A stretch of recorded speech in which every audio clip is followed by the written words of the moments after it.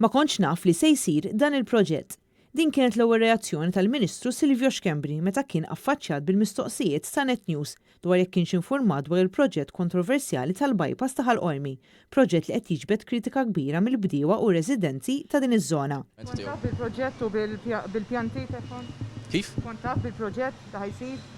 Le, immedjatament ifindi, impossibbli li wieħed li jkun jaf il-proġetti kollha jkunu għaddejjin. Dan meta Silvio Xkembri huwa wkoll deputat li tela fuq is-sitt distrett li inkludi fih il-lokalità ta' Ħalqormi. Fl-waqt il-Ministru Xkembri qed jgħid li ma kien jaf b'xejn, il-Ministru Ian Borg qed jallega li l-bdiewa ma rawx il-pjanti, xi ħaġa li diġà kienet miċħuda. Bħalissa diversi residenti Qormin jinsabu rabja tifhem għal proġett minn Infrastructure Malta u li sar magħruf pubblikament nhar is-Sibt li għadda meta l-bdiewa qriema semmaw leħenhom.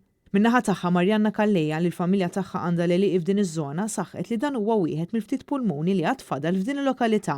B'dan il-proġett se tittieħed madwar 20 tonna ta' għeliqi sabiex tiżdied korsija li se twassal għal flyover. Li nara persuna li suppost bidwi bħali li ġi minn familja tal-bdiewa jibqa' jgħid dal-kliem u qed igiddibni onestament iwaġġani.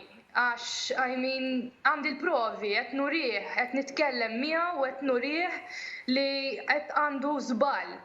U hekk dan minn għalih li jien qed nitkellem biex indawwar il-fatti, allura għal xiex tkellmu nies oħra. Hekk vera konsultana, kif ma jafx il-Kunsill Lokali. F'intervent waqt il-programm NetLife, Marjanna Kalleja qalet li dan il-proġett se jkun qed joħroq problemi ambjentali kif ukoll diversi problemi soċjali.